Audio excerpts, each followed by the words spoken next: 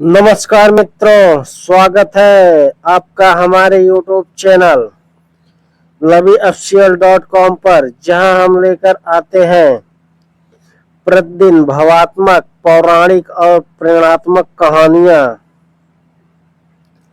आज हम सुनेंगे शमशान का दुष्ट राक्षस और गुलाम नायिका गाथा का भाग 7वां। यह कहानी सिर्फ भय और अंधकार की नहीं, बल्कि आशा, साहस और आत्मबल की है। अगर आप भी ऐसी कहानियां सुनना चाहते हैं तो चैनल को सब्सक्राइब कीजिए और वीडियो को लाइक और शेयर करना ना भूलें।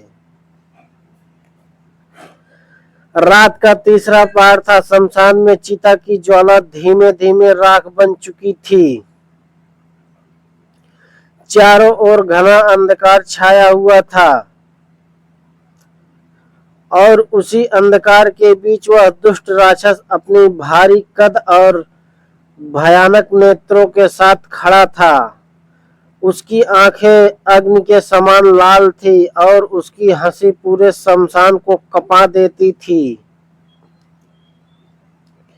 गुलाम नायिका, जो अब तक बार बार राक्षस की यातनाएं सह रही थी, आज पहले से अधिक निर्भीक खड़ी थी। उसके चेहरे पर अब भय नहीं, बल्कि एक विचित्र तेज चमक रहा था।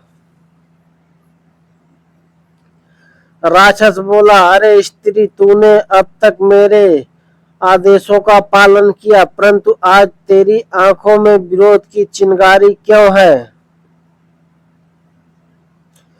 क्या तू भूल गई कि तू एक दासी है और मैं तेरे जीवन मरण का स्वामी?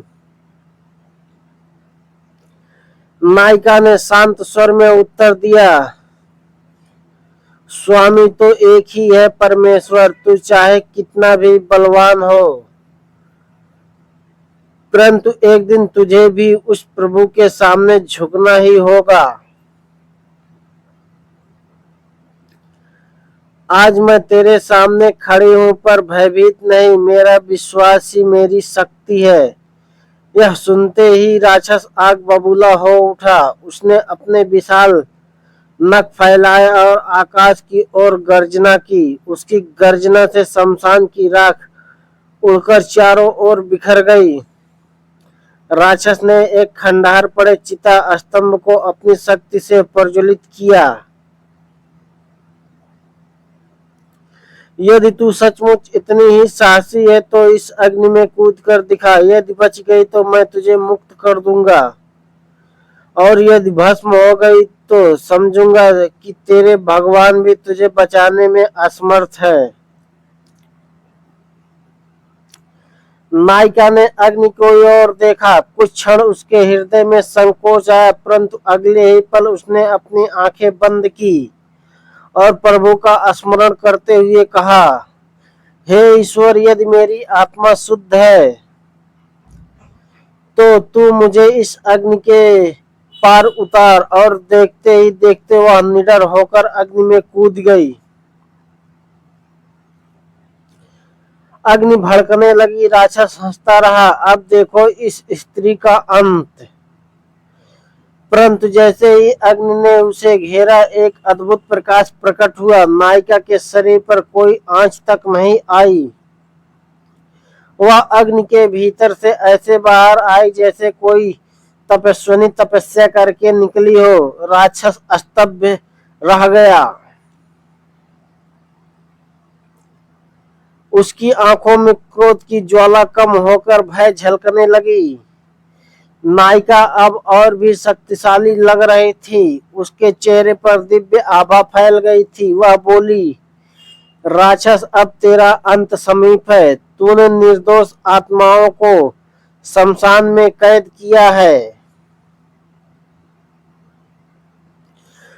परंतु अब समय है कि उन्हें मुक्ति मिले। राक्षस पीछे हट गया। उसने पहली बार अनुभव किया कि सामने खड़ी यह स्त्री कोई साधारण दासी नहीं, बल्कि दैवी शक्ति की धारा है। यह कथा हमें सिखाती है कि विश्वास और साहस सबसे बड़ी शक्ति है। जब इंसान अपने भीतर के भय को पराजित कर देता है, तब वह असंभव को भी संभव बना देता है।